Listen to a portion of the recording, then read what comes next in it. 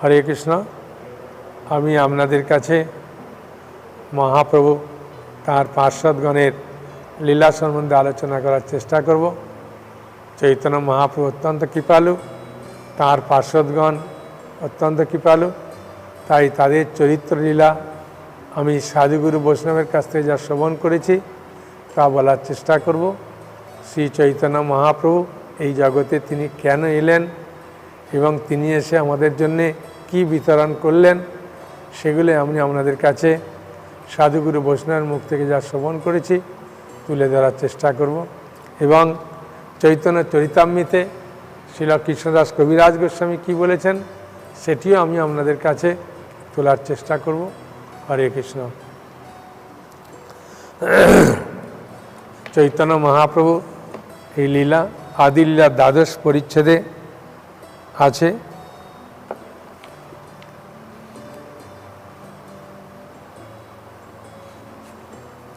আমরা চেষ্টা করব পড়ার। ত্রয়োদশ অধ্যায়েতে মহাপ্রভুর জন্মলীলা আছে, আদিলীলা ত্রয়োদশ অধ্যায়। আমরা সেখান থেকে আগে আলোচনা করব, তারপরে ধীরে ধীরে এগিয়ে যাব এবং মহাপ্রভুর বিভিন্ন পার্শ্বদগণের লীলা বলার চেষ্টা করব। তার পার্শ্বদেরও আমি আপনাদেরকে বলে আনন্দ দেওয়ার চেষ্টা করব। আপনারা কৃপা করে শুনবেন। মহাপ্রভুর লীলা আপনি যেন তেন প্রকারের শুনলেই আপনি মহাপ্রভু কৃপা লাভ করতে পারবেন। এটি মহাপ্রভু কথা দিয়েছেন, চৈতন্য চন্দ্রের দয়া করো বিচার, বিচার করিলে চিত্তে পাবে চমৎকার। চৈতন্য মহাপ্রভুর যে কী কৃপা সেটা যদি আমরা বিচার করি একটু তাহলে আমরা বুঝতে পারবো। হ্যাঁ, সেই জন্যে নরোত্তম দাস ঠাকুর বলছেন, গৌরাঙ্গেরও মধুর লীলা যার কর্ণে প্রবেশিলা, হৃদয় নির্মল ভেলতা। গৌরাঙ্গেরও মধুর লীলা, গৌরাঙ্গ মহাপ্রভু এবং তার পার্শ্বদগণের সকলের লীলা কথা যদি কানে প্রবেশ করে তাহলে হৃদয়ের নির্মল ভেলতার, হৃদয় আমাদের পরিষ্কার পবিত্র হবে। হ্যাঁ, তাই শ্রীল কৃষ্ণদাস কবিরাজ গোস্বামী তিনি চৈতন্য চরিতামৃতের আদিলীলা ত্রয়োদশ পরিচ্ছেদে তিনি প্রণাম করছেন খুব সুন্দরভাবে। সা প্রসিদতু চৈতন্য দেব যস্য প্রসাদত, তল্লীলা বর্ণনে যোগ্য সদ্য সদ অদম অপয়াম। হয়েছে আমি শ্রী চৈতন্য মহাপ্রভুর কৃপা প্রার্থনা করি, যার কৃপার প্রভাবে অত্যন্ত অধপতিত জন তার লীলা বর্ণনে সমর্থ হয়। মহাপ্রভুর কৃপাতেই একমাত্র মহাপ্রভুর লীলা বর্ণনা করা যাবে। জয় জয় শ্রীকৃষ্ণ চৈতন্য গৌরচন্দ্র, জয়াদ্বৈত চন্দ্র জয় জয় নিত্যানন্দ, জয় জয় গদাধর জয় শ্রীনিবাস, জয় মুকুন্দ বাসুদেব জয় হরিদাস, জয় দামোদর স্বরূপ জয় মুরারি গুপ্ত, এই সব চন্দ্রদয়ে তম কৈল লুপ্ত, জয় জয় শ্রী চৈতন্যের ভক্ত চন্দ্রগণ, সবার প্রেম জ্যোৎস্নায় উজ্জ্বল ত্রিভুবন। মহাপ্রভুর সমস্ত পার্শ্বদগণের, চৈতন্য মহাপ্রভুর সমস্ত ভক্তদের, ভক্ত চন্দ্রগণের জয় হোক। তার কিরণরূপী প্রেম জ্যোৎস্নায় ত্রিভুবন উজ্জ্বল হয়ে উঠেছে। মহাপ্রভু তার প্রিয় পার্শ্বদগণের সমস্ত গণের যখন লীলাকথা আমরা শ্রবণ করব তখন আমাদের হৃদয় নির্মল পবিত্র হয়ে ওঠে। মহাপ্রভু আমরা দেখতে পাই যে তিনি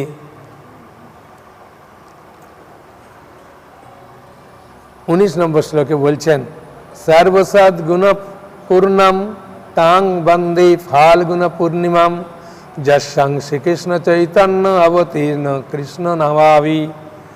আমি ফাল্গুনী পূর্ণিমার সন্ধ্যায় বন্দনা করি যে সর্বসুলক্ষণ যুক্ত শুভ ক্ষণে কৃষ্ণ নাম সহ শ্রী চৈতন্য মহাপ্রভু অবতীর্ণ হয়েছেন।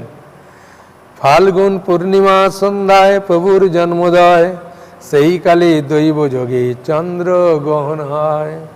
আমরা দেখতে পাই যে মহাপ্রভু এই জগতে যে এসেছেন তার দুটি কারণ আছে, একটা বহিরঙ্গা কারণ, একটা অন্তরঙ্গা কারণ। বহিরঙ্গা কারণ মানে যেটা দেখা যায়, বাইরের কারণ। আর অন্তরঙ্গ কারণ হচ্ছে যেটা অন্তরে থাকে, ব্যক্ত না করলে বোঝা যায় না। এই ভগবান শ্রীকৃষ্ণ সবসময় আসেন না, ব্রহ্মার একদিনে তিনি একবার আসেন।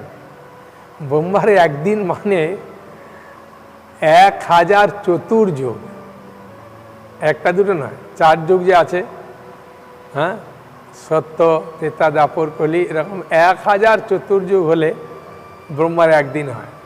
আর সেখানে 14 জন মনু আসেন, একটা মনু রাজত্বকাল 71 চতুর্যুগ। এবং আমরা দেখতে পাই সপ্তম মনু সমাতে অষ্টাবিংশতি চতুর্যুগে দাপরের শেষে স্বয়ং শ্রীকৃষ্ণ আসেন। মানে নানা অবতার, বিভিন্ন যুগে বিভিন্ন অবতার আসেন বিভিন্ন রূপে, কিন্তু স্বয়ং শ্রীকৃষ্ণ আসেন না। তিনি আসেন ব্রহ্মার একদিনে সপ্তম মনু রাজত্বকালে এবং অষ্টবিংশতি চতুর্যুগে দাপরের শেষে। যখন আসেন সেই যুগে পরে যে কলিযুগ আসে, সেই কলিযুগের প্রথম সন্ধ্যায় শ্রীমান মহাপ্রভু আসেন। তাহলে একদিক থেকে বিচার করলে আমরা কত ভাগ্যবান। এখন মহাপ্রভুর এই জগতে জন্মগ্রহণ করেছেন 5534 বছর, গৌরাব্দ বলা হয় মহাপ্রভুর জন্ম। তাহলে আমরা চিন্তা করুন, যদি 500 বছর আগেও আসতাম তাহলে মহাপ্রভুর সঙ্গে দেখা হতো, হ্যাঁ। কিন্তু মহাপ্রভু মাত্র 534 বছর আগেই ধরাধামে তিনি এসেছিলেন, নদিয়ার নবদ্বীপে তিনি এসেছিলেন। এবং আমরা জানি যে 1486 খ্রিস্টাব্দে 8ই ফেব্রুয়ারি ফাল্গুন মাস শনিবার গোধূলি লগ্নে মহাপ্রভু এই জগতে এসছেন। সচীমাতার গর্ভে জগন্নাথ মিশ্রের গৃহে 13 মাস পরে মহাপ্রভু এই জগতে এসে তিনি প্রথমেই হরিনাম প্রচার করলেন। তার গৌণ কারণ, মুখ্য কারণ শ্রীকৃষ্ণের অন্তরে ছিল শ্রী রাধার প্রণয় মহিমা কীরকম, 1 নম্বর। 2 নম্বর, শ্রীকৃষ্ণ চিন্তা করছেন আমার মধুরিমা আমার অন্তরে আছে, সেটা রাধারানী কীরকমভাবে আস্বাদন করেন, সেই মধুরিমাটা কি আমার,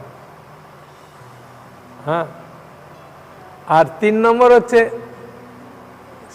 সেই আস্বাদন করে তিনি কি সুখ পান,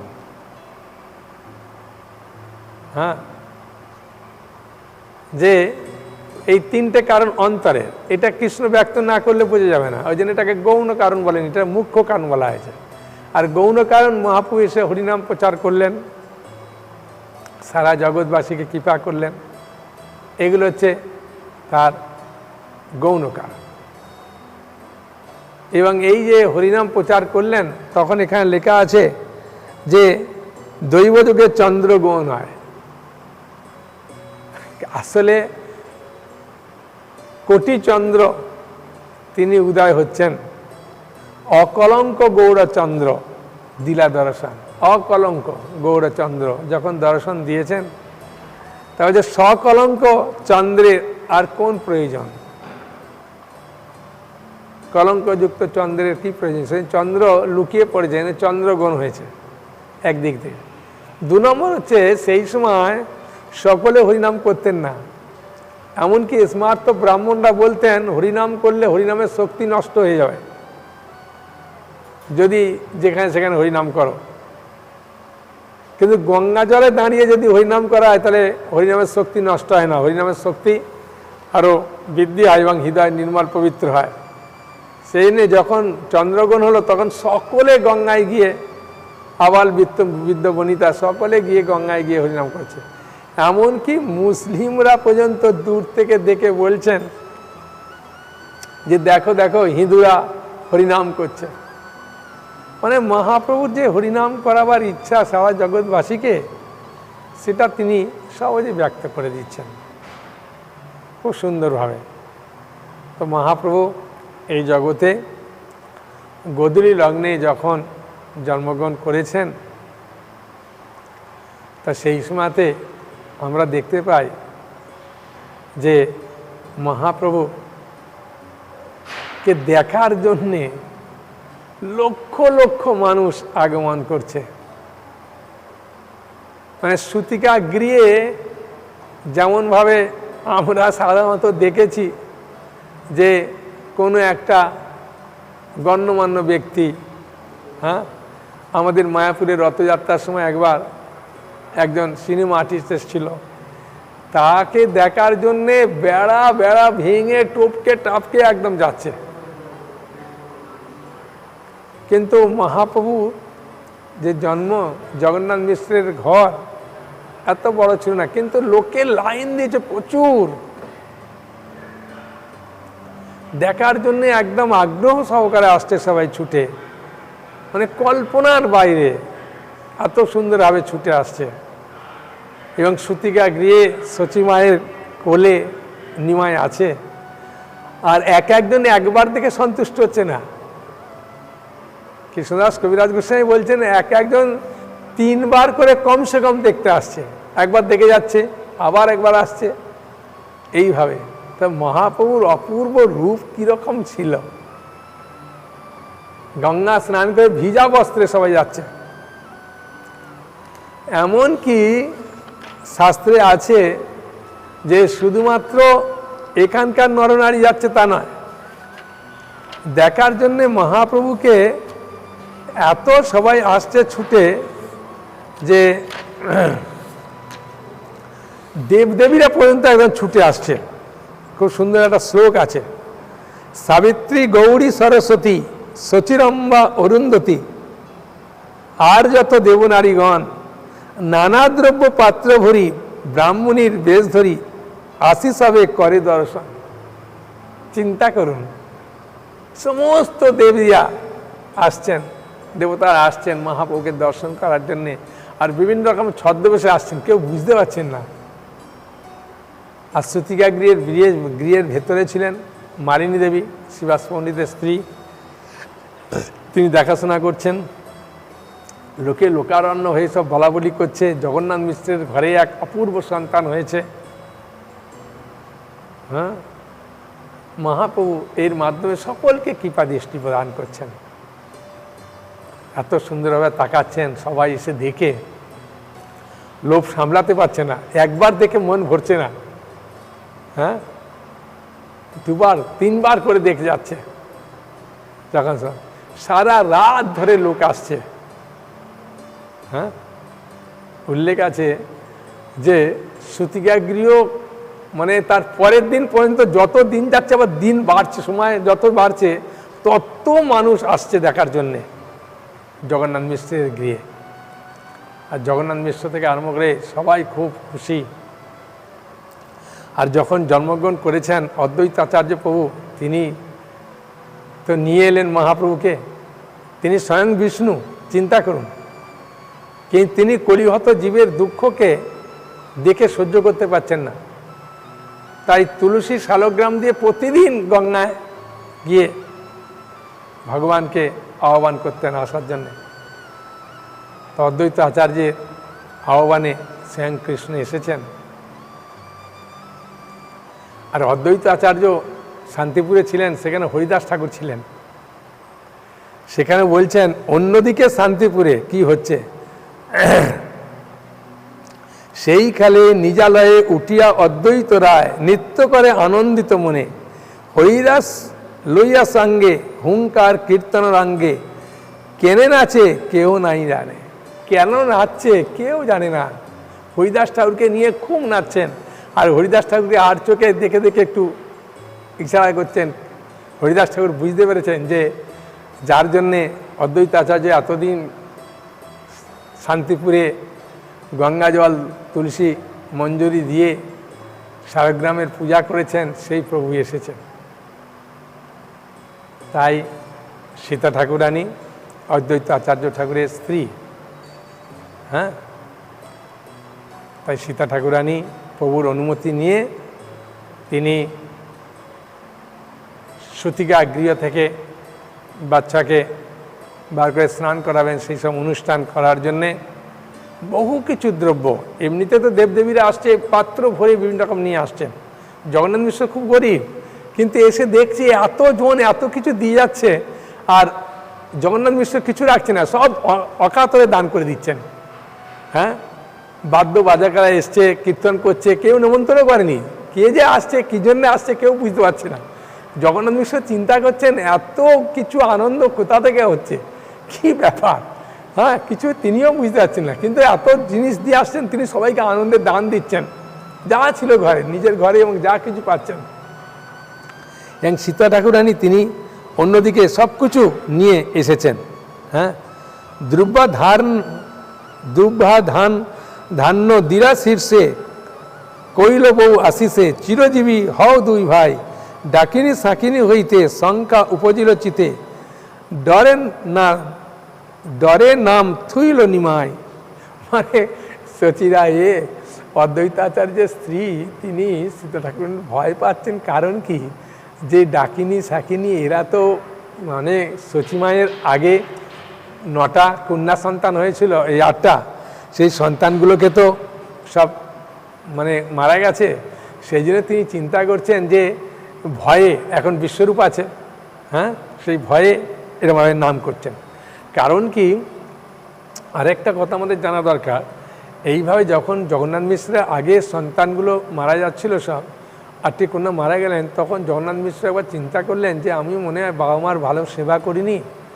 হ্যাঁ, শ্রীহট্ট জেলা বাড়ি, বাংলাদেশে, এখন বাংলাদেশ হয়েছে, তখন বাংলাদেশ ছিল না। তা বোধহয় বাবা মার সেবা করিনি, সেই জন্য যাই। তা সেখানে গিয়ে বাবা উপেন্দ্র মিশ্র আর মা শোভাদেবীর খুব সুন্দরভাবে সেবা করছিলেন। কিন্তু ভগবান একদিন স্বয়ং স্বপ্নে দিলেন শোভাদেবীকে, দিয়ে বলছেন যে আমি তোমার নাতিরূপে আসব শচীর গর্ভে, তার শচীকে আর এখানে রেখো না, ওকে নদিয়ার নবদ্বীপে পাঠিয়ে দাও, ও যেখানে ছিল, আর ওকে বলো আর সন্তান মারা যাবে না, ও যেন যায়, আর এখানে রেখো না, ঠিক আছে। শোভাদেবী তো ঘুম থেকে উঠেই দেখে বলছেন, বৌমা বৌমা তুমি ছেলেকে নিয়ে আজকেই নবদ্বীপে চলে যাও। হ্যাঁ, আর সেই সময় শোভাদেবী বলেছিলেন সচিমায়ের হাত ধরে, বৌমা তোমার যখন দ্বিতীয় সন্তান হবে সেই যেন একবার এই সময় দেখা দিয়ে যায়। সেই জন্য তিনি প্রকটকালে মহাপ্রভু মানে যখন শ্রীহট্টে গিয়েছিলেন তখন শোভাদেবীর সঙ্গে দেখা করেছিলেন। তা ফিরে এসছেন, আসার পরে বিশ্বরূপ হয়েছে, হওয়ার পরে নিমায় হয়েছে। সেই জন্যে অদ্বৈতাচার্য ঠাকুর বলছেন যে দুর্বা ধান্য দিল শীর্ষে, কইল বউ আসিসে, চিরজীবী হও দুই ভাই। এই দুই ভাই বলতে বিশ্বরূপ আর চৈতন্য মহাপ্রভু। হ্যাঁ, ডাকিনী সাকিনী হইতে শঙ্কা উপজিল চিতে, ডরে নাম থুইল নিমাই, মানে ভয়ে নিমাই নাম রেখেছে। কেন, নিম গাছের তলায় হয়েছে বলে এক, আর নিমাই যেহেতু নিম তেতো, তাতে ডাকিনী সাকিনী না আসবে, সেজন্য ভয়ে নাম রাখছে। হ্যাঁ, কেন তারা তো বুঝতে পারেনি যে নিমাই স্বয়ং ভগবান এসেছেন, এখনও প্রকাশ পায়নি। হ্যাঁ, সেই জন্য অদ্বৈতাচার্য ঠাকুর এসেছেন। আসার পরে লোকে তো একদম লোকারণ্য, আর সেই সময়তে একটা করে দিন চলে আসছে। 6 দিনের দিন ষষ্ঠী পূজা হলো। হ্যাঁ, এক ষষ্ঠী দেবী আছে, নিত্যান্ত প্রভুর ওখানেতেও আছে ষষ্ঠীতলা, এখানে ষষ্ঠী মায়ের পূজা করলেন। হ্যাঁ, তারপরেতে অষ্টম দিনে আটকুলা পূজা করলেন। আটকুলাতে সব কুলো নিয়ে আর বিভিন্ন রকমভাবে সেটা বাজিয়ে বলে, আর সেগুলো কি বলে সেগুলো এরকমভাবে উল্লেখ আছে যে 8 দিনের দিনে যখন হচ্ছে, 8 কুলায়ে ফুট কুলায়ে খোকা আছে ভালো, মার কোল জোড়া হয়ে খোকা থাকুক ভালো। এইভাবে কুলো বাজাচ্ছে ছেলেরা, আর দল বেঁধে সবাই এসেছে। হ্যাঁ, কারণ ওই সময়তে আট কলাই মানে 8 রকমের কলা মানে যে কলাই আছে সেটা ভাজা দেয়, খই দেয়, বাতাসা দেয়, মিষ্টি দেয়, হ্যাঁ, কড়ি দেয়, দক্ষিণা দেয়। তা ওরা সব দল বেঁধে এসেছে, এসে কি করছে, আর সীতা ঠাকুরানী আছে, মালিনী দেবী আছে, সব ঘর থেকে বার করেছে যে ছেলেদেরকে নিজে হাতে সবাইকে দেবে, সব বার করেছে। আর তারা কি বলছে, আটকুলায়ে ফুটকুলায়ে খোকা আছে ভালো, মার কোল জোড়া হয়ে খোকা থাকুক ভালো, এইভাবে মন্ত্র বলছে। হ্যাঁ, এখনও গ্রামাঞ্চলে হয়, হ্যাঁ, আমরা দেখেছি। তা মহাপুরুষ মাতে এরকমভাবে খুব আনন্দ করছেন, আর তাদেরকে খুব আনন্দে সীতা ঠাকুরানী আর মালিনী দেবী সবাইকে সব কিছু দিচ্ছেন। হ্যাঁ, আর নবমীর দিনে কী করলেন, সতীমাকে গৃহ থেকে বার করলেন সীতা ঠাকুরানী। তার তেল হলুদ মাখিয়ে, নিমাইকেও তেল হলুদ মাখিয়ে স্নান টান করিয়ে খুব সুন্দরভাবে এসেছে। 9 দিনের দিন বিরাট উৎসব, লোকে লোকারণ্য। হ্যাঁ, আর বিভিন্ন রকমভাবে সীতা ঠাকুরানী যে অলঙ্কার নিয়ে এসেছিলেন নিমাইকে পরিয়ে দিলেন, তারপরে বিভিন্ন আশীর্বাদ বচন দিলেন সবাই।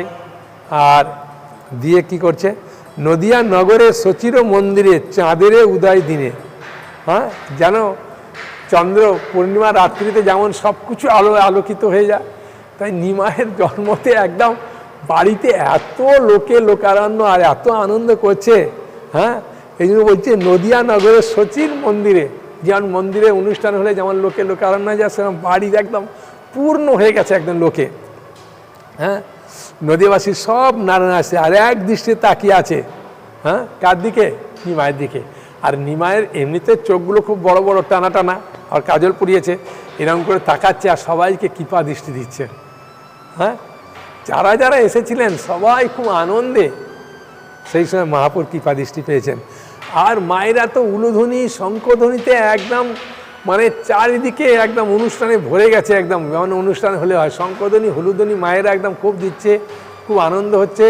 হ্যাঁ, আর নিমাইকে কোলে নিয়ে, হ্যাঁ, আমরা সবাই একটু ঘুরলো, ঘোরার পরে সচিমায়ের কোলে দিলেন, দিয়ে সচিমায়ের কোলে নিমাই শুতেই ঘুমিয়ে পড়লেন। আর ঘুমিয়ে পড়তেই দেখছেন যে এত চিৎকারের মধ্যে আমার নিমাইয়ের ঘুম হবে না, তাই আস্তে আস্তে ঘরের ভেতরে গেলেন। তখন সীতা ঠাকুরানী তিনি নিমাইয়ের বিছানা পর্যন্ত নিয়ে এসেছিলেন, খুব সুন্দর বিছানা করে দিলেন, মশারি করে টাঙিয়ে দিলেন, মশারি দেওয়ার যে বন্দোবস্ত থাকে করে দিলেন, নিমাইকে তার ভেতর শুয়ে দিলেন। হ্যাঁ, আর তবুও লোক যেতে চাইছে না যে কখন নিমাই আবার ঘর থেকে বেরোবে।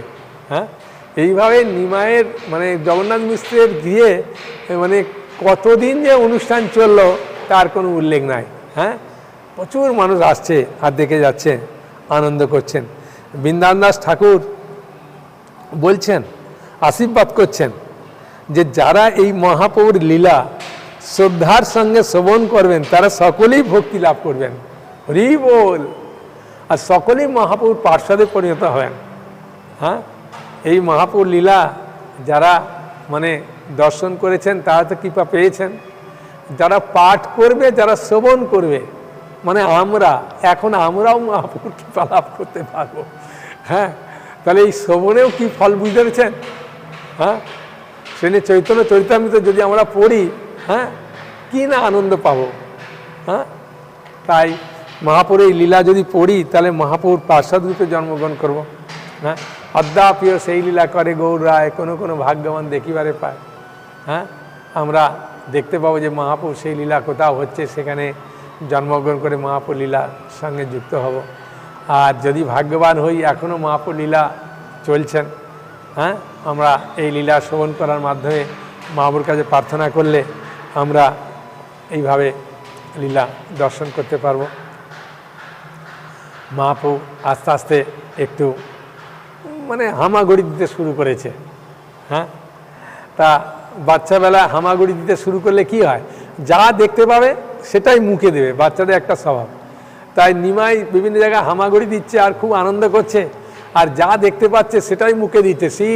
কি আগুন, কি কোনো যন্ত্র, কোনো কিছু দেখছে না। মহাপ্রভু জানে না যে এগুলো কি, সব মুখে দিতে যাচ্ছে। আর এইভাবে মহাপ্রভু দেখে বাড়ির উঠানটা, মহাপ্রভু খুব মানে জগন্নাথ মিশ্রের খুব বড় উঠান ছিল। হ্যাঁ, তখনকার দিনে উঠান তো আর ওই শান বাঁধানো থাকে না, এবার ধুলো থাকে। আর উঠানে মানে খুব আনন্দ সহকারে গড়াগড়িতে, মানে কোনো তো ওখানে ভয়ের কোনো কারণ নেই, হাঁটুও ছড়বে না, কিছু না। হ্যাঁ, তাই সচিমা তার অন্যান্য মহিলাদের সঙ্গে কথা বলছেন, দেখছেন আমার নিমাই হামাগুড়ি দিচ্ছে, উঠানে আর কিছু নাই, সেই জন্য দেখছেন যে উঠানে আনন্দ করছেন, তাই বা করছেন। আর গল্প করতে করতে হঠাৎ যখন এর মধ্যে তাকিয়েছে, সেই সময় দেখছে যে নিমাই একটা সাপ কি করেছে, তাকে এমনভাবে জড়িয়ে ধরেছে। আর মহাপ্রভু যেমন অনন্ত শেষ, হ্যাঁ, তিনি মানে অনন্ত শেষের উপরে মহাবিষ্ণু যেমন শুয়ে থাকে, সেরকমভাবে একদম নিমাই সেই অনন্ত শেষ যেন শুয়ে আছে সুন্দরভাবে। আর সাপ তো একদম জড়িয়ে এরম করে আছে, সবাই দেখে তো একদম ভয়ে সন্ত্রস্ত। এখন কি করি, বাচ্চা ছেলে এখন যদি কামড়ে দেয়, আর এত বৃহৎ সাপ কোথা থেকে এলো, কখন নিমাই ধরলো, কখন জড়িয়ে ধরলো, তারা ভেবে পাচ্ছে। তারা গরুর গরুর বলে খুব চিৎকার করছে, আর সবাই তো একদম দেখে কি করবে কি ভেবে পাচ্ছে না। জগন্নাথ মিশ্র সচিমাতা কেঁদে একদম পাগল হয়ে যাচ্ছে, এত কান্না করছে মানে কল্পনা করা যায় না। হ্যাঁ, এমনভাবে কান্না করছে। তা সেই সময়তে সাপ চিন্তা করলেন যে যেভাবে মা বাবা ভয় পাচ্ছে, আমার আর থাকার দরকার নেই। তখন আস্তে আস্তে তিনি এরকম করে খুললেন। হ্যাঁ, নিমাই তবু ছাড়তে যাচ্ছে না, তবু এরকম করে খুলে আস্তে আস্তে শুরু করে চলে গেলেন। তখন নিমাইকে গিয়েই একদম সচিমা বুকে তুলে নিয়েছে। দেখছেন সাপটা জাত সাপ, খুব ভালো, এর মধ্যে অহংকার নাই, কামড়ায় নে। হ্যাঁ, তার নিমাই কোল থেকে নেমে আবার ওকে ধরার জন্য যাচ্ছে, আবার ছুটে গিয়ে ধরে ফেলছে যে না যাস না বাবা। হ্যাঁ, আমরা যেন প্রাণ ফিরে পেলাম। ওহ, কি হলো অবস্থা, সবাই একদম দম ফেলছে, সবাই স্বস্তি বাচন করছে, কেউ বিষ্ণুর চরণামৃত সে পান করাচ্ছে, কেউ মাদুলি দিচ্ছে, কেউ চিন্তা করছেন ভগবান খুব কৃপাময়, নিমাই যেন আমাদের নতুন জীবন ফিরে পেল। কিন্তু কেউ জানে না যে অনন্ত শেষ ভগবান, হ্যাঁ, নিত্যানন্দ প্রভুরই প্রকাশ অনন্ত শেষ, তিনি এসেছিলেন, প্রভুর সঙ্গে দেখা করে গেলেন, প্রভুকে আনন্দ দিয়ে গেলেন। হ্যাঁ, তা এইভাবে আমরা খুব সুন্দর সুন্দর লীলা কথা আমরা শুনতে পাবো। হ্যাঁ, তা এইভাবে নিমাই আস্তে আস্তে বড় হয়েছে। বড় হয়ে যখন আস্তে আস্তে হাঁটু মানে একটু একটু চলতে শিখছে, আমরা সেই মানে অ্যাকচুয়ালি নিমাইয়ের যে আস্তে আস্তে চলাফেরা সব কিছু একটা আনন্দের লীলা, এমন কোনো কিছু নেই যে মহাপ্রভুর লীলা সেটা আপনাদেরকে আনন্দ দেবে না। হ্যাঁ, চৈতন্য মঙ্গলে উল্লেখ আছে যে একবার হামাগুড়ি দিয়ে খেলা করছে, আর জগন্নাথ মিশ্র ঘুমিয়েছিলেন। হ্যাঁ, আর সেই সময়তে সচিমা তিনি স্বপ্ন দেখছেন যে কি ব্যাপার, কারা যেন আসছে আমার বাড়িতে, আর অপূর্ব তাদের দেখতে। হ্যাঁ, বিভিন্ন সুন্দর সুন্দর বস্ত্রে আছে। তখন তিনি ঘুম ভেঙে গেছে, ঘুম ভেঙে চিন্তা করছেন যে কি করি এখন। তখন তার একজন সেবিকা, হ্যাঁ, তাকে দিয়ে বললেন, তার নাম বোধহয় সুশীলা, হ্যাঁ এরকম নাম আছে। তাকে দিয়ে যখন মানে সচিমা বললেন যে সুশীলা তুই এক কাজ কর, আর ওর বাবা পাশের ঘরে ঘুমাচ্ছে, ওর বাবার কাছে পৌঁছে দিয়ে আয়। হ্যাঁ, তখন ওরা চিন্তা করলেন ঠিক আছে দিয়ে আসতে। তখন দেবতারা চিন্তা করলেন যে এখন সুশীলা এত ঘুমের ঘরে আছে, হ্যাঁ, তিনি যে কি বলবেন কিছু বুঝতে পারলেন না, শুয়ে আছে। তখন একজন দেবী সেই স্বপ্নের ভাবে বলছেন যে মা দেন আমাকে, আমি পৌঁছে দিয়ে আসি। আর সচিমা মনে করেছে বোধহয় সুশীলা হবে, দিয়ে দিয়েছেন। হ্যাঁ, আর সেই নিমাইকে কোলে নিয়ে জগন্নাথ মিশ্রের ঘরে পৌঁছে দিয়েছেন। আর পৌঁছে দেবে কি, তার আগের কি সুন্দর লীলাটা হচ্ছে এখন শুনুন। হ্যাঁ, সেই সময়তে তো ব্রহ্মা থেকে আরম্ভ করে সমস্ত দেবদেবীরা এসেছেন। হ্যাঁ, দেবীরা উল্লেখ নেই, দেবতারা এসেছেন ওই লীলা দর্শনের জন্যে। কারণ তার আগে নিমাই তার ভক্তদের নিয়ে, হ্যাঁ, ওই হামাগুড়ি দিতে দিতে তার যারা পরিচয় মানে পার্শ্ববৃন্দ ছিল, তারা খুব আনন্দে দিনের বেলাতে তারা খুব নৃত্য করছিলেন। হ্যাঁ, আর সেই নৃত্য এমন সুন্দরভাবে সচিমা তার মানে তারা পারিপার্শ্বিক যারা আছেন, প্রতিবেশীর মহিলারা, তারা সবাই দাঁড়িয়ে আছেন। আর নিমাই হঠাৎ খেলা করতে করতে দেখছে যে আমার নিমাই দাঁড়াতে পারে না, হামাগুড়ি দেয়, তবু দাঁড়িয়ে এরকম করে কীর্তন করছে ওদের সঙ্গে। তো ওটা সচিমা সব দেখে খুব আনন্দ পেয়েছে। আর ব্রহ্মা থেকে দেবতারা ওই উপর থেকে তারা দেখে এত আনন্দ পাচ্ছে, দেখছি যে প্রভু এত সুন্দর নাচছে। আর নাচতে নাচতে যখন পড়ে যাচ্ছে তখন ওই ভক্তরা এরকম করে তুলে ধরছে, তুলে দিয়ে বলছে নিমাই নাচ নাচ নাচ, আমরা কীর্তন করছি। আর হরে কৃষ্ণ মহামতো সচিমা দেখছে, আরে আমার নিমাই তো এখনও কথা বুলি বলতে পারে না, দেখছে ওইখানে তো হরে কৃষ্ণ নাম করছে। সব দেখে তো সচিমা আশ্চর্যান্বিত হয়ে গেছে। তা সেই কথা বলেছিলেন জগন্নাথ মিশ্রকে। তারপরে রাত্রিবেলাতে শুয়ে আছেন, আর ওই সময় স্বপ্নে ওই দেবতাদের দেখলেন। দেখার পরে সচিমা তো বুঝতে পারেনি যে দেবতা, দেখছো অপূর্ব সব লোকেরা এসে কী করছে। হ্যাঁ, সেই সময়তে ওই সেবিকাকে দিয়ে বললেন যে যা জগন্নাথ মা ওর বাবার ঘরে পৌঁছে দিস। তো তখন একজন ওই যে দাসী তার মানে যেরকম বলে সেরকম বলার ভাবে বলতে শুরু করলো। আর বলতে শুরু করে ওই নিয়ে গেল, আর নিয়ে গিয়ে উঠানেতে জগন্নাথ মিশ্রের ঘরে পৌঁছে দেবে কি, উঠানে নিয়ে গিয়ে একদম ব্রহ্মা থেকে আরম্ভ করে সমস্ত দেবদেবীরা এসছে, এমনকি কৈলাস থেকে শিবজি পর্যন্ত এসছেন, এসে আনন্দে ওই নৃত্য দেখছেন। ওরা তখন মহাপ্রভু ইশারা করলেন যে তোমরা কীর্তন আরম্ভ করো। কীর্তন আরম্ভ করলেন, আর সবাই চারিদিকে দাঁড়িয়ে কীর্তন করছেন, মহাপ্রভু মাঝে আছে।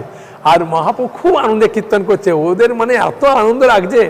আনন্দে কীর্তন করতে করতে হঠাৎ চিন্তা করলো যে রাত্রি প্রায় শেষের দিকে হয়ে গেল, হ্যাঁ, আর থাকলে অসুবিধা আছে। তাই দেবদেবীরা চলে গেল। তখন নিমাই বললেন ঠিক আছে তোমরা চলে যাও। তখন চলে গেলেন। তখন নিমাই আস্তে আস্তে হামাগুড়ি দিয়ে দিয়ে বাবার কাছে চলে গেছে। বাবার কাছে কি বলছে, বাবা বাবা আমি তোমার কাছে শোবো। তখন বাবা বলছে কী রে এত রাত্রিরে? তখন ও সচিমাকে বলছেন যে কি নিমাইকে আমার কাছে এত রাত্রিরে একা পাঠিয়ে দিলে? হ্যাঁ, কেন, কি হয়েছে? তখন সচিমা আর বুঝতে পারেনি যে সেবিকাকে যে পাঠিয়েছে এসব দিয়ে কিছুই মনে নেই, আর সব ভুলে দিয়েছে নিমাই। তখন জগন্নাথ মিশ্রের কাছে এসে সচিরানী উপস্থিত হলেন। সচিরানী সব কথা খুলে বললেন, হ্যাঁ, যে এইরকমের আমি দেখলাম, এরম স্বপ্নে অপূর্ব তারা এসে ডাকছে, হ্যাঁ, আমার ছেলেকে, তাই আমি তোমার কাছে পাঠিয়ে দিয়েছিলাম। হ্যাঁ, তখন নিমাই বলছেন, দেখছে বাবা মা কী বলবে, এখন শুনতে হবে কী হবে। বলছে বাবা আমার এত ঘুম পাচ্ছে। হ্যাঁ, মানে ওই অবস্থায় এমনভাবে তিনি মানে ভান করেছে যেন ঘুমে চোখ ঢুলে পড়ছে। তখন জগন্নাথ মিশ্র কোলের কাছে নিয়ে ঘুমিয়ে পড়েছেন এবং সচিমাকে সব বললেন। তখন সচিমা জগন্নাথ মিশ্র বলছেন দেখো এইসব কথা কিন্তু তুমি সবাইকে বলো না, হ্যাঁ, বললে সবাই যদি জানতে পারে তাহলে অসুবিধা আছে। হ্যাঁ, তো এইভাবে খুব সুন্দর সুন্দরভাবে নিমাই আস্তে আস্তে বড় হচ্ছে। আর বড় হতে হতে একজন ব্রাহ্মণ বাড়িতে এসেছে, তৈত্তিক ব্রাহ্মণ। তৈত্তিক ব্রাহ্মণ মানে যিনি তীর্থে তীর্থে ভ্রমণ করে করে তীর্থেই তার রাত্রি যাপন করে, তীর্থেই খাওয়া দাওয়া করে। হ্যাঁ, ওই যে তৈত্তিক ব্রাহ্মণ বলে, মানে তীর্থে তীর্থে ঘোরে। হ্যাঁ, কারো বাড়িতে এরকম অবস্থান করে না। হ্যাঁ, তীর্থে গিয়ে যদি দেখা যায় যে কোনো বাড়ি সেখানে, হ্যাঁ, এমন নয় যে তীর্থে গিয়ে কোথায় খাবে, কোথায় কোথায় থাকবে, কিন্তু তিনি সবসময় তীর্থে থাকে। তখন তো দিনে নবদ্বীপ একটা তীর্থ, হ্যাঁ, তাই ঘুরতে ঘুরতে তিনি এই নবদ্বীপে এসেছিলেন। হ্যাঁ, ওই ব্রাহ্মণ, তৈত্তিক ব্রাহ্মণ। আর তিনি এসেছেন, আসার পরে একটা গলায় শালগ্রাম শিলা ছিল, খুব সুন্দর বালগোপালে। হ্যাঁ, তিনি সবসময়ের জন্য হরিনাম করতেন আর ওই বালগোপালের সেবা করতেন। জগন্নাথ মিশ্রের যখন ঘরে এসেছেন সন্ধ্যাবেলার দিকে, জগন্নাথ মিশ্র বললেন যে আমি খুব বড় সৌভাগ্যবান, আপনি আমার বাড়িতে এসেছেন। আর অতিথি সেবা একটা পরম ধর্ম। হ্যাঁ, এখনকার দিনে তো বাড়িতে অতিথি এলে সেবা করে না। আর সত্যি কথা বলতে কি, মানুষ এখন অতিথি যে আসবে তাকে বিশ্বাস করবে, বিশ্বাস করলে কি যে নিয়ে পালাবে, সেই জন্য লোকেরাও খুব ভয় সন্ত্রস্ত। এটাও আবার ঠিক। হ্যাঁ, তো সেই সময় এরকম ভয় ছিল না। তাই তৈত্তিক ব্রাহ্মণ এসেছেন অতিথি রূপে। তাই জগন্নাথ মিশ্র খুব আনন্দ পেয়েছেন, তাকে রান্নার সব কিছু দ্রব্য দিয়েছেন, উপকরণ দিয়েছেন। আর গঙ্গায় স্নান টান করে এসে তৈত্তিক ব্রাহ্মণ খুব সুন্দরভাবে ভগবানের জন্য ভোগ রন্ধন করছেন। আর ভোগ রন্ধন করে যখন আপনার খেতে দিয়েছে, মানে ভোগ লাগিয়েছে সোজা কথা, আর ভোগ লাগিয়েছে। আর সেই সময়তে সত্যি কথা বলতে কি, যখন ও গোপাল মন্ত্র বলছেন, স্বয়ং মহাপ্রভু তো গোপাল, তাই তিনি খেতে আরম্ভ করেছেন। আর যাই চোখ খুলেছে, খুলে দেখছে যে সামনে ব্রাহ্মণ খাচ্ছেন, তখন চিৎকার করে উঠেছেন আর চিৎকার করে উঠতেই জগন্নাথ মিশ্র প্রচণ্ড রাগান্বিত হয়ে নিমাইকে মারার জন্য গেছে। তখন বলছে না না, বাচ্চা ছেলে মেরো না। তখন অন্যান্য জনটা ধরে নিয়েছে আর নিমাইকে মারেনি। বলে ঠিক আছে, আপনি আরেকবার রান্না করুন, কোনো অসুবিধা নেই, আমি উপকরণ দিচ্ছি। বলে উপকরণ দিয়েছেন। তখন নিমাইকে নিয়ে পাশের বাড়ি গেছে। আর পাশের বাড়িতে যখন গেছে তখন স্বাভাবিক কারণে বাচ্চা ছেলে দেখলে সবাই দেখবেন কিছু না কিছু বলতে শুরু করে। হ্যাঁ, আর দেখে বাচ্চা মেয়েরা সবাই ঘিরে ধরেছে। সচিমা তার দিদি বা বোন হয় তাদের কাছে দিয়েছে, তারা কোলে নিয়েছেন। সচিমা অন্যর সঙ্গে কথা বলছেন আর খুব আনন্দ করছেন। আর সেই সময়তে ওই তৈত্তিক ব্রাহ্মণের ঘটনাক্রমে তাদেরকে খুব সুন্দর সুন্দরভাবে কথা বলছেন। আর কথা বলতে বলতে বলছেন, নিমাই তুই আজকে তোর জাত গেছে। যে কেন? আমি তো গোপের ছেলে, হ্যাঁ, আর ব্রাহ্মণের অন্ন খেলে কি জাত যায়? হ্যাঁ, সেই জন্য আমার জাত যায় না। আর আমি তো ব্রাহ্মণের অন্ন সবসময় খাই। কিন্তু ওই দিদি বা এরা কেউ বুঝতে পারেনি যে গোপের হ্যাঁ ছেলে বলতে কি না নন্দ মহারাজের ছেলে ছিল, সেই কথা তিনি প্রকাশ করছেন, অতটা বুঝতে পারেনি। কিন্তু তারা এরকম খুব আনন্দে বলছেন যে তোর দেখ জাত চলে গেল, হয়ে গেল, হ্যাঁ, বলে খুব আনন্দ করছে। হ্যাঁ, আর যখন ভোগ রন্ধন করে আবার গোপালকে ভোগ লাগেছে, নিমাই কী করেছেন, সবাইকে এমন মায়ার এতে ভুলিয়ে দিয়েছে আর কেউ বুঝতে পারেনি যে নিমাই আমাদের কাছে নাই। তার নিমাই গিয়ে আবার খেতে শুরু করে দিয়েছেন। আর ব্রাহ্মণ হাহা করে চিৎকার করছেন। সেই সময় জগন্নাথ মিশ্র অত্যন্ত রাগান্বিত হয়ে যে আজ আমি নিমাইকে খুব মারব, হ্যাঁ, শাসন করব বলে একটা লাঠি নিয়ে ছুটে আসছেন। সেই সময় ওই ব্রাহ্মণ ধরলেন, তৈত্তিক ব্রাহ্মণ, ওনার জন্য বললেন না না মেরো না, বাচ্চা ছেলে, এ করো না। হ্যাঁ বলেন, তখন আর তিনি বলছেন গোপালের যা ইচ্ছা, হ্যাঁ, গোপাল আজকে আপনার অন্ন ভোগ গ্রহণ করতে চাইছে না, আপনার ঘরে কোনো ফলমূল থাকলে দেন। আর সেই সময় বিশ্বরূপ চলে এসছেন। বিশ্বরূপ অদ্বৈত আচার্যের গিয়ে, হ্যাঁ, তিনি তো ভাগবত পাঠ শুনতে যান, সেখানে গিয়েছিলেন। সেখান থেকে এখন এলেন। আর আসার পরে বিশ্বরূপকে দেখে তো একদম আশ্চর্যান্বিত হয়ে গেছে। এত সুন্দর ছেলে, আর ব্রাহ্মণ একদম সঙ্গে সঙ্গে আলিঙ্গন করেছে, জড়িয়ে ধরেছে। আর আলিঙ্গন করে আর বিশ্বরূপকে বলছে এটা কার ছেলে? হ্যাঁ, তখন জগন্নাথ মিশ্র বলছেন আমার এই বড় ছেলে আর অতি ছোট ছেলে নিমাই। বললো ও আপনি কত ভাগ্যবান, কত কি। হ্যাঁ, তখন বিশ্বরূপ আবার প্রণাম করলেন তৈত্তিক ব্রাহ্মণকে। তারপর বাবা আমাকে প্রণাম করলেন।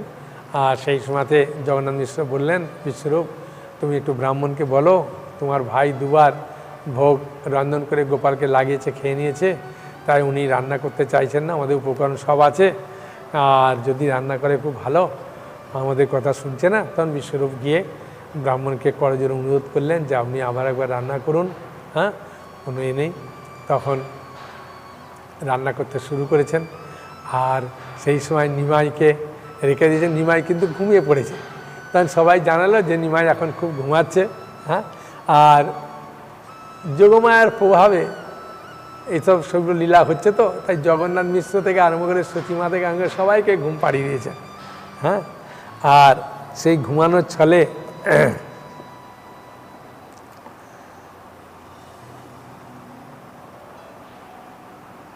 তৃতীয়বার যখন তিনি ভোগ রান্না করে খাচ্ছে, তখন নিমাই বলছেন তুমি আমাকে বারবার ডাকছো আর আমি খাচ্ছি, হ্যাঁ, আর তুমি কেন চিৎকার করছো? হ্যাঁ, তুমি আগে কম্মমুনি ছিলেন, বলছে না কর্ণমুনি। হ্যাঁ, কর্ণমুনি ছিলে, নন্দ মহারাজের গিয়ে তুমি এরকম অতিথিরূপে গিয়েছিলে, আমি তোমার এরকম অন্ন খেয়েছিলাম, তোমাকে দর্শন দিয়েছিলাম, তুমি আমার নিত্য পার্ষদ। হ্যাঁ, বলে তাকে অষ্টভুজ রূপ দেখালেন। হ্যাঁ, শঙ্খচক্র গদা পদ্ম, আর এক হাতে তিনি মাখনের হাঁড়ি ধরে আছেন, এক হাতে খাচ্ছেন আর দুই হাতে বাঁশি বাজাচ্ছেন। এই অষ্টভুজ রূপ দর্শন করলেন। ব্রাহ্মণ তো দেখে একদম আশ্চর্যান্বিত হয়ে গেলেন যে আমার নিত্য প্রভুকে আমি দর্শন করলাম। হ্যাঁ, কি তারপরে বললে এই কথা তুমি কাকে বলো না। হ্যাঁ, তুমি আমার লীলা দর্শন করতে পারবে। আর সেই সময়তে তিনি নবদ্বীপে থাকলেন, রোজ আসতেন লুকিয়ে, এসে মহাপ্রভুর উচ্ছিষ্ট প্রসাদ পেয়ে যেতেন এবং দর্শন করে দিতেন, উঠান থেকে ধুলে নিতেন। জগন্নাথ মিশ্র সচিমা এসব কিছু বুঝতে পারতেন না। হ্যাঁ, তার তৈত্তিক ব্রাহ্মণের কি ভাগ্য। বলছেন কৃষ্ণদাস কবিরাজ, মানে কৃষ্ণদাস কবিরাজ বৃন্দাবন দাস ঠাকুর বলছেন যে এই লীলা শ্রদ্ধার সঙ্গে শ্রবণ করলে কৃষ্ণকে সহজেই লাভ করা যায়। হ্যাঁ, মানে কত সুন্দর সুন্দর প্রতিটা লীলার মাহাত্ম্য এত সুন্দর, মানে লীলার দর্শন করলেই আমরা কৃপা পাবো, কৃপা থেকে আমরা বঞ্চিত হব না। হ্যাঁ, এখন নিমাই আস্তে আস্তে বড় হয়ে গেছে, 6 মাস হয়ে গেছে, তাই চিন্তা করলেন যে আমার নিমাইয়ের তো 6 মাস হয়ে গেছে, এখন নামকরণ করা দরকার। তাই নিয়ে এলেন শ্বশুরমশাইকে, নীলাম্বর চক্রবর্তী ঠাকুর, হ্যাঁ, শচী মায়ের পিতা, সেই নীলাম্বর চক্রবর্তী বিখ্যাত জ্যোতিষী, তিনি এসে চিন্তা করলেন খুব সুন্দর অন্ন প্রাশনে, সাধারণত অন্ন মানে পায়েস বা কিছু জিনিস আমরা ভোগ লাগাই। এখন আমরা যে অন্নপ্রাশন করি দেখেছি, এখান থেকে আমাদের খুব সুন্দর শিক্ষণীয় আছে। দেখুন যে অন্নপ্রাশনে আমরা কিন্তু বাচ্চা প্রথম 6 মাসে যে অন্ন দেওয়া হয় মুখে, দেখবেন বেশিরভাগ জায়গাতেই পায়েস দেওয়া হয়, এবং সেই পায়েসটা রান্না করে দেওয়া হয় না, হ্যাঁ, ভোগ লাগিয়ে দেওয়া হয়, বুঝলেন। এখন প্রশ্ন করবেন যে বিভিন্ন জায়গায় দেবদেবী আছে, সেখানে ভোগ লাগায়, সেটা আলাদা ব্যাপার, কিন্তু তারা জানে না যে দেবদেবী আর ভগবানের মধ্যে কী পার্থক্য। সেই জন্যে কিন্তু ভগবান কৃষ্ণকে ভোগ লাগানো উচিত। হ্যাঁ, তাই এখানে শালগ্রাম শিলাকে ভোগ লাগিয়ে তার অন্ন প্রথম মুখে দিয়েছেন, অন্নপ্রাশন হলো, আর ওই সময়তেই নামকরণ অনুষ্ঠানটা হয়েছিল। হ্যাঁ, এবং সেই সময়তে প্রতিবেশী মহিলারা, আগে তো সীতা ঠাকুরানী নাম রেখেছেন নিমাই, হ্যাঁ, তখন ওরা প্রস্তাব দিলেন যে পুরুষেরা বলছেন না না, বিশ্বম্বর নামটা ভালো, হ্যাঁ, যিনি বিশ্বকে লালন পালন ভরণ পোষণ করেন, বিশ্বম্বর নামটা দিয়েছিলেন নীলাম্বর চক্রবর্তী ঠাকুর এই নামকরণের দিনে। হ্যাঁ, ব্রাহ্মণের মুখ থেকে শুনেছিলেন, সেসব কাহিনী আগে আছে। তা সেই সময় মহিলারা বলেন না না না, নিমাই নাম রাখা হোক। হ্যাঁ, তখন চিন্তা করলেন যে মানে নীলাম্বর চক্রবর্তী ঠাকুর, ঠিক আছে, পারমার্থিক নামটা থাকুক হচ্ছে বিশ্বম্বর, আর ডাক নামটা থাকুক নিমাই। তখন পাড়াবর্ষী যেসব মহিলারা ছিলেন খুব আনন্দ পেলেন, খুব হাততালি দিলেন, উলুধ্বনি দিলেন, শঙ্খধ্বনি দিলেন, যে যাক নিমাই নামটা রেখেছে, আমরা তো পারমার্থিক নাম ডাকবো না, আমরা তো এই নাম ডাকবো নিমাই নিমাই বলে। ওই জন্য সবাই নিমাই নিমাই বলে রাখতো। আর নিমাই যখন কান্না করতো, আর সেই সময়তে কোনো মতে চুপ হতো না। হ্যাঁ, সেই সময় প্রতিবেশী মহিলারা একবার কোনো মতে কোনো কান্না চুপ করছেন না, একজন মহিলা এখন এরকম করে হাত তুলে বলছে হায় হরি, আর যাই বলেছেন হায় হরি, তখন নিমায়ের কান্না বন্ধ হয়ে গেছে। হ্যাঁ, তা সেই জন্যে পাড়া প্রতিবেশীরা মহিলারা বলতে পারতেন, এই যে গৌর হরি নামটা ওরাও দিয়েছিল। হ্যাঁ, বুঝেছেন। তা নিমাই নামটা রাখার জন্য ওরা অনুরোধ করেছিলেন, কিন্তু নিমাই নামটা দিয়েছিলেন সীতা ঠাকুরানী, আর প্রতিবেশী মহিলা নাম রাখলেন, যেহেতু গৌরাঙ্গ গৌর সুন্দরের রূপটা খুব সুন্দর, হ্যাঁ, তিনি গৌর হরি তারা নাম দিলেন। এইভাবে খুব সুন্দরভাবে নামকরণ অনুষ্ঠান হলো, আর অন্নপ্রাশন অনুষ্ঠান হলো। এইভাবে খুব সুন্দর সুন্দর অনুষ্ঠান মহাপুর বাড়িতে হচ্ছে, জগন্নাথ মিশ্রের গৃহে সবসময় যেন নিত্য নতুন অনুষ্ঠান চলছে। তাই আমরা এই মহাপুর কিছু বাললীলা আরও শ্রবণ করব।